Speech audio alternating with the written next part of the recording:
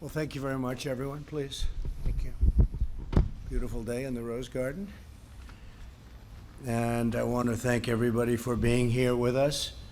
We all know what a wonderful country and a great country Poland is.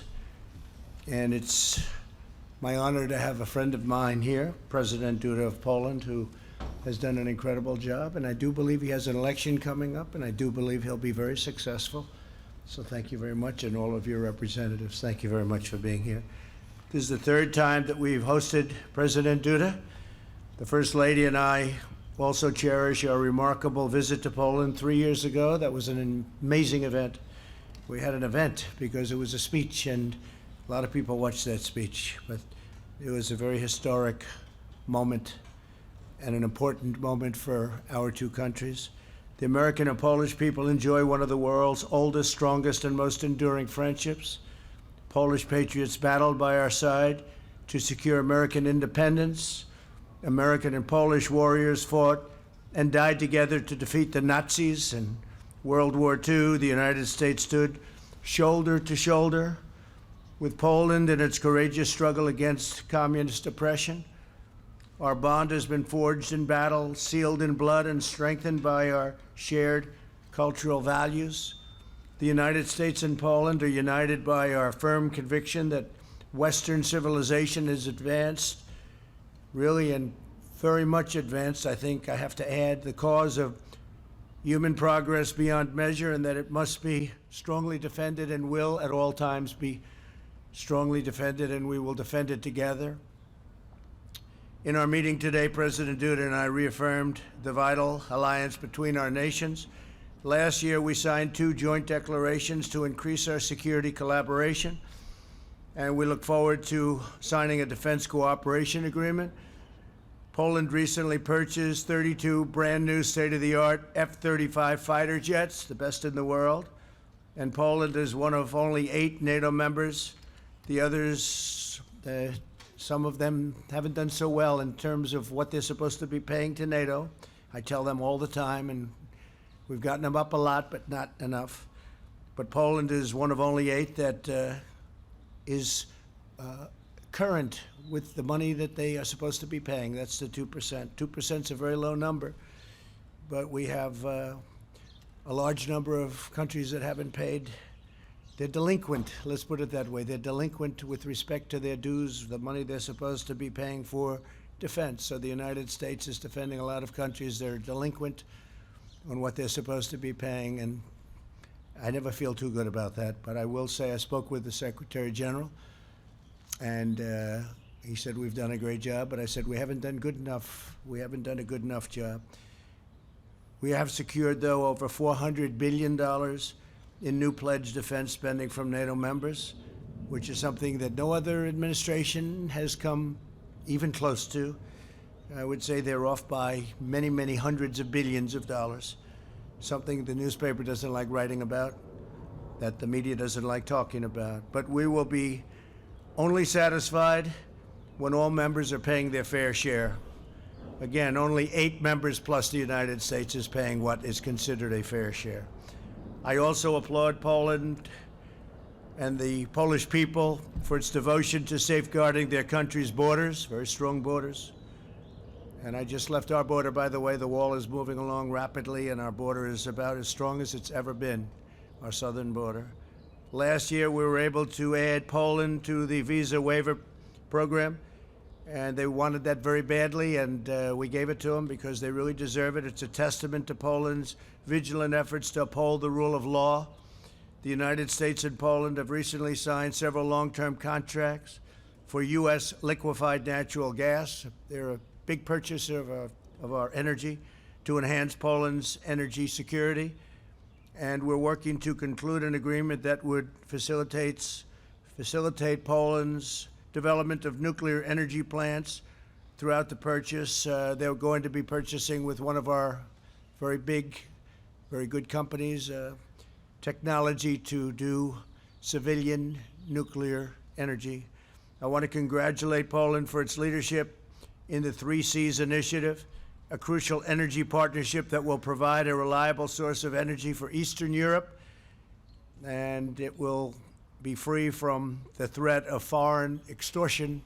Poland understands foreign extortion very well. The 3 Cs initiative relies on fairness, transparency, and mutual benefit. Our nations have also collaborated on protecting our critical infrastructure and technology. That's why we've signed a 5G joint declaration, and Poland is leading the way in Europe by using trusted providers and provider equipment and supply chains for its 5G network, and we're working along with them, and they're using our companies. The United States and Poland cooperate across the truly wide range of fronts that we're both very much involved in. Here today is the head of a Polish medical team, very advanced team, very brilliant team, fighting the coronavirus alongside of American doctors, Captain Shevera. Captain, thank you very much for being here, Captain. And we're making great progress. I hear we're making great progress and we're working together, but we are making great progress on therapeutics and vaccines. Thank you very much. Appreciate you being here. The American and Polish people have been true friends and trusted partners for almost 250 years. We're forever united by our shared belief in family, faith, law, liberty, democracy, and justice. As the old Polish motto goes, we will stand together in the name of God for our freedom and for yours. President Duda, let me express once again our gratitude for your visit and friendship. We have had a very, very special relationship. Our alliance is powerful and a very powerful testament to what free people can achieve together. And I believe that the greatness of our relationship lies ahead. Thank you very much. President, please. Thank you. Thank you very much, Mr. President. Szanowni Państwo. Ladies and gentlemen, first and foremost, I would like to thank very warmly to President Donald Trump, to the President of the United States of America. Thank you very much for inviting me here to Washington, to the White House, to take part in this very important meeting to us. This meeting is important for many reasons. To me, as President of the Republic of Poland, this meeting is important because Poland is the first country after the coronavirus pandemic which has been invited to the meeting in the White House to discuss the most important matters concerning the future, concerning how the relations will look between the United States and Poland in terms of economy, what those relations will be like in the military sphere, and what those relations will be like in the sphere of health protection, all those elements which are of key importance today.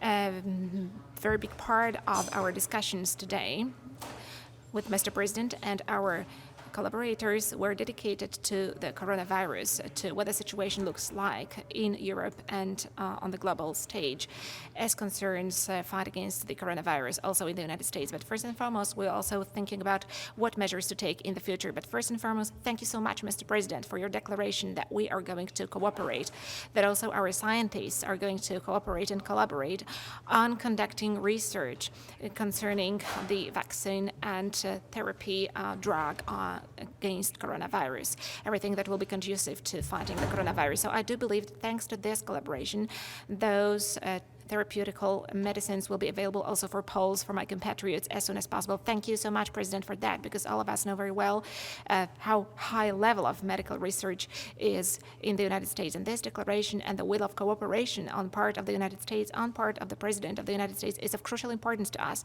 So thank you very much for that. But ladies and gentlemen, we also discussed the cooperation in the sphere of economy and military. Let me first mention our economic cooperation. As the President has just mentioned, we are developing it both in the sphere of energy, in building energy security. Today we can say that the United States is cooperating in the sphere of creating energy security, not only the energy security of Poland, but also the energy security of Central Europe. The President has just mentioned the 3 Cs initiative. Yes, all the investments that are being carried out in Poland today, the extension of the capacity of LNG terminal in Świnoujście, we're increasing its capacity by 2.5 billion cubic meters. We also plan to construct another LNG terminal in the port of Gdańsk. All of that is conducive to being able to receive LNG gas and provide its deliveries not only across Poland, but also for the countries of Central Europe. The vast majority of those countries of Central Europe are still dependent on Russia, and creating a true alternative, in other words, diversification of supplies, is of key importance for their security. Thank you, Mr. President, for this cooperation. I do believe that we're going to further develop it. Today, we have got those supplies guaranteed until 2023, by the end of 2023, but I know that we are also going to enter into further contracts in this respect. Even more so that, for sure, our demand is going to increase. But, ladies and gentlemen, we also discussed conventional energy and nuclear energy cooperation. In the nearest future, an agreement will be signed between the governments of the United States of America and the Republic of Poland. And thanks to this agreement, we'll be able to start designing the large design of introducing conventional nuclear energy for the production of electricity in Poland. The entities which will participate in this project have already been selected, and the agreements are very advanced. On the Polish side, we have got Minister Piotr Naimski, who's in charge of those negotiations right now. An appropriate intergovernmental agreement is about to be concluded, finalized. We can expect that to happen in the near future. But, ladies and gentlemen, I also want to mention the contribution of the United States into the Three Seas Initiative, and first and foremost, the financial contribution to the fund of the Three Seas Initiative. Mr. President got interested in that fund some time ago. This is an element, a vehicle, which enables the development of this cooperation. Thank you, Mr. President, for your activity, and thank you for appreciating this cooperation, which takes place in Central Europe within the framework of the European Union. And the goal of this cooperation is to develop, to extend the infrastructure. Thank you for noticing the possibility of developing cooperation in the transatlantic zone between the countries of the European Union and the United States. And, of course, from my point of view, this cooperation with Poland is extremely important to me. But also in the economic sphere, we're speaking about increasing military cooperation between Poland and the United States. It is also of primary importance. I have no doubts whatsoever that this cooperation will lead to the strengthening of security of the European Union, strengthening the security of the eastern flank of NATO, but also, and perhaps first and foremost, from my perspective, it will strengthen the security of Poland. And it will also lend additional financial credibility to Poland, investment credibility on part of American investors. 1 month ago, a global company, Microsoft, announced that they're going to invest $1 billion in Poland to establish a state-of-the-art data center. And today, officially, Google company published the information that is also going to invest in the Center of Modern Technologies in Poland, including IT technologies. This is going to be an even greater investment than investment of Microsoft. So, Mr. President, I have no doubts whatsoever that these American investments and this additional investment impulse that the American companies are making right now results from a very efficient policy that we are conducting together, and which increases the sense of safety of our citizens in Poland, and it also increases the sense of safe investments in our country. Thank you so much for that, because that means the creation of new jobs in the state-of-the-art branch of industry, IT technologies. And I'm really pleased because in Poland we have got a large number of excellent young IT experts, also young IT engineers, and for sure we're able to come to terms with these very serious challenges, also as far as the intellectual capital is concerned. And I'm sure that these investments are going to be beneficial for the United States, for the US companies, and also for Poland through creating jobs, through acquiring new experiences by young people in the first place, by young engineers. I'm also glad, Mr. President, because, as we said before, the agreements that we entered into concerning increased U.S. military presence in Poland, the agreements we signed last year, according to the first one, the U.S. forces are going to be increased by 1,000 troops in our country, and another contract, another agreement stipulated concrete locations in which U.S. soldiers will be stationed in Poland on a rotational basis, but also it's going to be heel-to-toe rotation. Today, we are entering another stage. Namely, there is a possibility of further increase in American troops in our country. In recent days, I also talked to Secretary General of NATO. I talked to Mr. Jens Stoltenberg, and we agreed on one point. Especially as Europeans, we have no doubts whatsoever that if any part of the U.S. armed forces, which is the biggest armed forces in the world, was withdrawn from Europe, that would be very detrimental to European security. So in our believe it is deeply justified to ensure that the U.S. troops are left in Europe. So, Mr. President, thank you so much for this meeting today. Thank you so much for accepting Poland during this meeting at the White House. So we are the first country which has been received after this long break in international diplomacy. Thank you for your words about our pride and heroism of Poles over history. Today, Polish soldiers stand arm in arm with U.S. Soldiers. We are tested allies. Together we spilled blood in Iraq and Afghanistan, and we stand ready, always ready, to implement our allied obligations and commitments. And thank you that the United States, thanks to your policy, Mr. President, is demonstrating itself as an absolutely loyal ally to us, and thank you that we can count on the United States. Also, I'd like to say that I'm grateful, Mr. President, that you have been stressing historical truths in such a decisive way. This is extremely important to us Poles. Fighting disinformation, defending historical truth, also about the Second World War, about who started the war, about the course of the war, is incredibly important to us. And thank you, Mr. President, that you are adopting this stance and contributing so much to putting the record straight. It's important also to us from the point of view of our dignity. The Second World War was a period of great drama and trauma in the history of our nation. We lost 5 million citizens, and that was a tragedy to us. So because of that, it is important to spread this truth, to present it as it really was. But it's also important to speak about the heroism of Poles, wherever they were fighting, wherever they were spilling their blood, arm in arm with their allies at Monte Cassino, at Tobruk, and at other places all over the world, both on the Eastern Front and on the Western Front. All of that, saying that, is extremely important. So I'm happy that today we can anchor our security in the United States. I'm glad that we have got this excellent economic cooperation. So, Mr. President, I have no doubt whatsoever that the coronavirus pandemic will pass, and we will be going together towards the development of our countries, towards the development of our societies, towards the building of a better, more prosperous future, both for the United States, for Poland, and for Europe. Thank you so much.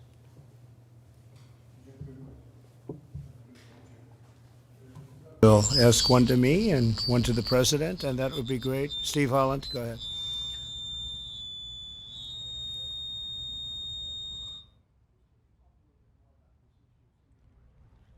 Poland, would you send them from Germany, and what sort of signal would that send to Russia?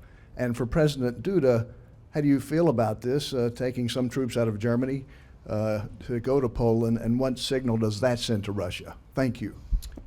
Well, just to start, as you know, Poland is, as I've said many times, Poland is one of the few countries that are fulfilling their obligations under NATO, in particular their monetary obligations, and they asked us if we would send some additional troops.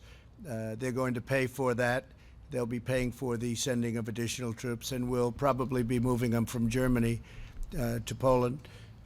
We're going to be reducing Germany very substantially down to about 25,000 troops. We actually had 52,000, but we'll be moving it down to about 25,000. Germany's paying a very small fraction of what they're supposed to be paying. They should be paying 2%, and they're paying a little bit more than 1%, depending on how you calculate. You could also calculate that they're paying less than 1%, but if you assume they're paying 1%, that's a tremendous delinquency. Let's use that word, delinquency. So we're going to be reducing our forces in Germany. Some will be coming home, and some will be going to other places, but Poland would be one of those other places in Europe. Send to Russia by doing this? I think it sends a very strong signal to Russia, but I think a stronger signal sent to Russia is the fact that Germany is paying Russia billions of dollars to purchase energy from Russia and through the pipeline. And I'm saying, what's that all about? You're spending billions of dollars to Russia, then we're supposed to defend you from Russia. So I think it's a very bad, I think the people of Germany are very unhappy about it. I have many friends from Germany, and the people in Germany are very unhappy about it. They don't like it, but that's what they chose to do. So they're spending billions of dollars to buy Russian energy, and then we're supposed to defend them from Russia. So that doesn't work too well. But Poland has been very, very terrific. In fact, I don't believe Poland is actually accepting any of the energy from the pipeline from Russia. So that sends a signal right there. With all of that being said, we expect to get along with Russia. We expect to get along with everybody. But Germany has, they really owe a lot of money in NATO, and this has been going on for many years. When you add it all up, you're probably getting close to $1 trillion. And that's not treating NATO fairly, but it really isn't treating the United States fairly. You know, the United States is the major participant in NATO. We pay more than anybody else by far, have for many, many years. So we defend Europe, but Europe also takes tremendous advantage of the United States on trade. Advantage like you wouldn't believe. So we're trying to work that out, and I would imagine they'd like to wait till after the election so that maybe they could deal with somebody other than President Trump. But after the election, they'll just have to pay more. But that's the way it is, okay? Thank you very much, please. Szanowny Sir, first of all,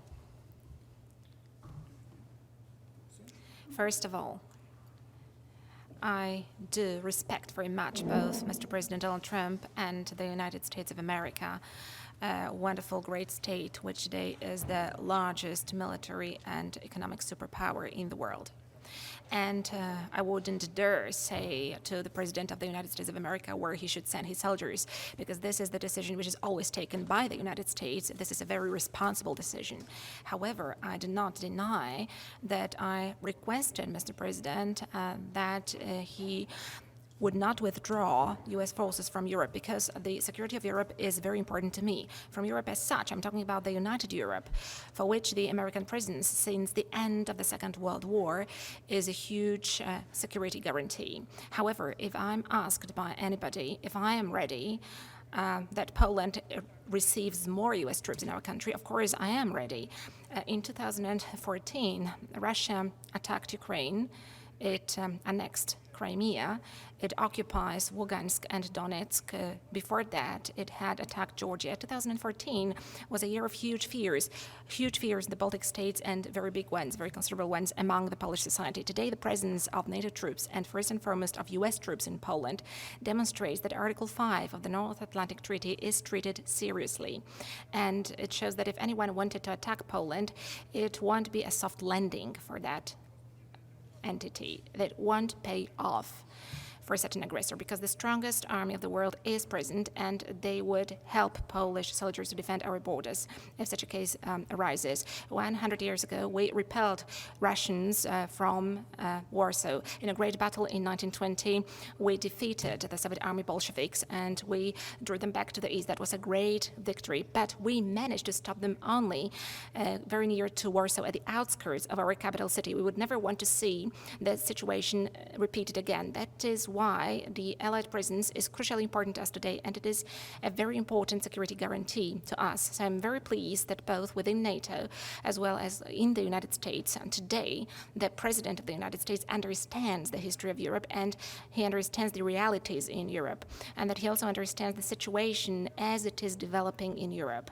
So today this generates peace to my country. It brings security, and thanks to that, Russian, unfortunately very strong imperial ambitions, which have been revived over the last tens of years, I can say, because Georgia was attacked in 2008.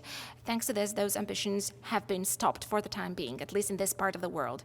And I have no doubt whatsoever that this is also a huge merit of the policy of the United States. I'm grateful for that, just like all my compatriots are. I want to add 2014, which the president was talking of. That was a year where Russia had a good time with the United States. To the best of my knowledge, President Obama and Sleepy Joe Biden, they were in power. They were the ones that were doing it. This was before us. Hasn't happened with us, and it won't happen with us either. Please go ahead. Pan redaktor Marcin Wrona, bardzo. Marcin Wrona. President, you had to cancel your last trip, your last visit to Poland because of the hurricane. Are you planning a new visit to Poland in the near future? And the second question is on COVID.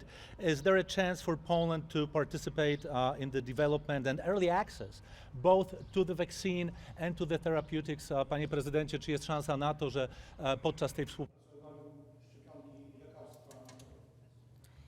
Mr. President, is there a chance that during this cooperation, the United States will get fast access both to the vaccine as well as to concrete drugs against coronavirus?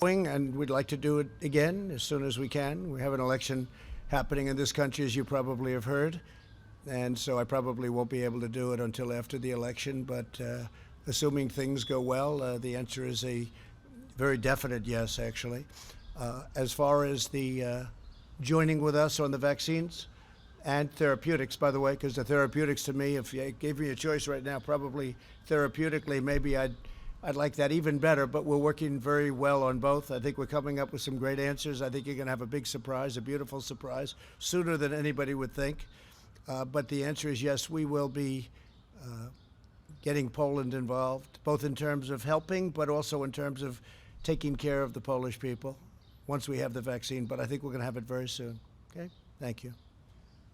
Panie redaktorze, myślę, Sir, we got involved as a state in the cooperation and also in supporting allies, be it in a symbolic dimension of the United States in the fight against coronavirus. That is why we have here with us today a captain, medical doctor, from Poland. I want to say, yes, of course, I'm working on this obvious assumption that by taking part in the research and also by being, in a certain sense, co-creators of the vaccines and therapeutics, Poles will be able to count on these vaccines and therapeutics to be available for the Poles as soon as possible. So speaking openly, this is also the intention I have in my cooperation with the United States of America to make sure that these vaccines are available to Poles and to other nations wherever they will be applied as soon as possible. Okay. Thank you very much. John, please. This afternoon, the bill on reform in the Senate failed to move forward. It may still see the light of day at some point, but at the moment it's stalled in the Senate. As well, you have an executive order that is coming out later on this week regarding monuments, what to do about people who deface or damage these monuments. Could you tell us what you're planning to do in the executive order and your reaction to what happened in the Senate? Well, the Senate Republicans want very much to pass a bill on police reform. We have total cooperation with many different communities, including the police community. They want it very much to happen themselves because there are things that they agree to that they would like to agree to, and they would love to have it agreed to formally. The Democrats don't want to do it because they want to weaken our police. They want to take away immunity. They want to do other things that you know about as well as anybody in this beautiful field that we sit. They want to take away a lot of the strength from our police and from law enforcement generally, and we can't live with that. We can't live with that. This is a great bill, strongly endorsed by, as you know, Tim Scott, who's terrific, who is a terrific man, great senator, South Carolina, and Mitch wants it to happen. I would like to see it happen, but we won't sacrifice. We won't do that. We won't do anything that's going to hurt our police. The police, you know, we have a record this year on crime, a record positive rating on crime this year, the best. And you hear about certain places like Chicago, and you hear about what's going on in Detroit and other cities, all Democrat run. Every one of them's Democrat run. 20 out of 20, 20 worst, the 20 most dangerous are Democrat run. We have one city or two cities in particular, worse than Honduras, worse than Afghanistan. And these are cities within the United States, Democrat run, radical left run. You see what's going on in Seattle, you see what's going on in other places. Seattle of all places, who would even think that's possible? 20 out of 20. The Democrats want to weaken very substantially our law enforcement and our police. And frankly, they want to defund largely, at least largely. There are some that want to defund and abolish our police, if you can believe that. And we're not letting that happen. So if nothing happens with it, it's one of those things. We have different philosophies. They want open borders. They want sanctuary cities. We don't. As far as your second question, I think that we're going to have a very strong executive order, but we already have very strong. We have the Monuments Act already. which means 10 years in jail. But I think we're going to consolidate various things. We're going to come out with a very strong executive order, and I should have that by the end of the week, which is fast approaching. We're going to have it a very powerful statement. We've arrested numerous people, as you know, for what took place outside of Washington. In addition, the FBI is investigating hundreds of people throughout the country for what they've done to monuments, statues, and even buildings. So we have very strong laws already on the books. I mean, we have a law that's 10 years. It's 10 years. That's a long time to have fun one night. I think many of the people that are knocking down these statues don't even have any idea what the statue is, what it means, who it is. When they knock down Grant, when they want to knock down Grant. But when they look at certain, now they're looking at Jesus Christ. They're looking at George Washington. They're looking at Abraham Lincoln, Thomas Jefferson. Not going to happen. Not going to happen. Not as long as I'm here. As far as Democrats are concerned, I think they could care less whether or not it happens. And I think the American people get it. So we're going to have a very strong executive order, and it'll happen very quickly before the end of the week.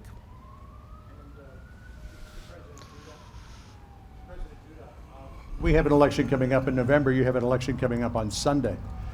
Some of your critics, who are politicians here in the United States, have criticized this visit to the White House, saying it is tantamount to election interference because it shows a very close relationship between the United States and Poland at a time when you really need it. What do you say to those critics? And Mr. President, feel free to weigh in if you want to. Szanowny panie, przede wszystkim Sir, first of all, let me also follow up on the question that you asked to President Donald Trump. I would like to thank you, Mr. President, because, among others, not a long time ago, the monument to General Tadeusz Kościuszko was devastated. That was the national hero of Poland, but also the national hero of the United States, who was fighting for the independence of the United States. He had great merits. He was also the commander of a Polish uprising where he was fighting for the independence of Poland. He suffered heavy wounds in Poland fighting for the independence of our country, and for completely incomprehensible reasons to us, that monument was devastated recently. And thank you so much that it has been renewed so fast, and that made it possible for me to lay flowers at that monument and pay tribute to that great soldier and a great commander. Thank you for that. That was outrageous for a big number of Polish people back in Poland, all of them probably, and for many Polish people living here also in the United States. Polish organizations here in the United States asked me and told me that they would renew that monument. I know that it has already been renewed by the United States. No assistance was needed, so I'm very grateful for that here the monument to Tadeusz Kościuszko stands near the White House, and he looks as he should look, which he has deserved for the merits he laid for the United States and for Poland. So thank you very much for that, Mr. President. And answering to your question, 2 months ago, at the very beginning of the pandemic of coronavirus, we had a lengthy conversation with President Donald Trump. The pandemic disrupted the plans of our cooperation, which we had. And back then, we made an arrangement with Mr. President that we would meet as soon as it would be possible. And this has been implemented. And the fact that this arrangement has been put into force is demonstrated by the visit today. I'm very grateful to Mr. President for inviting me here today. And together with Mr. President, we are implementing our presidential duties. The president is always in charge of his national interests. And this is the task of the president. When the president is acting in the international sphere, this is my sense, but I also know that also it is a very strong belief of President Donald Trump. The president is supposed to realize the interest of their country. So Mr. President Trump is realizing the interests of his own country, and I'm realizing the interests of Poland. So we are looking for a win-win situation where both parties are the winners, where both parties are able to implement their interests as part of the cooperation which we're implementing. This is the way we act, and in this very moment we are acting on a national level, on the state level. We are just fulfilling our obligations and duties as presidents of our countries, as those who are representing our nations and who want our societies to have as good lives as possible. Thank you very much. Doing very well in Poland. He's doing a terrific job. The people of Poland think the world of him. And by the way, Mrs. Duda, who's a terrific woman who we've gotten to know also through our various travels and meetings. But they think the world of him, and I don't think he needs my help. I'm honored that this is a day that's, I guess, just before your election. I'm honored, but he will do very well with or without us. He's going to have a great success, and Poland is going to continue on. They're doing incredibly well as a country. Okay, please. Thank you very much, Thank Mr. you. President. Best regards to Madame Melania, Thank to you. your wife. Pan redaktor, bardzo proszę, telewizja polska. Polish television. Good morning, Rafał Stańczyk, Polish television. I want to ask about timing of that visit. President Andrzej Duda is the first president, the first international guest in the White House since the lockdown. And today there was a big military parade in Moscow. Can we combine those two facts? Is it kind of proof that that Poland is an important partner for America? Can we treat it that we can rely on America in Poland? Thank you.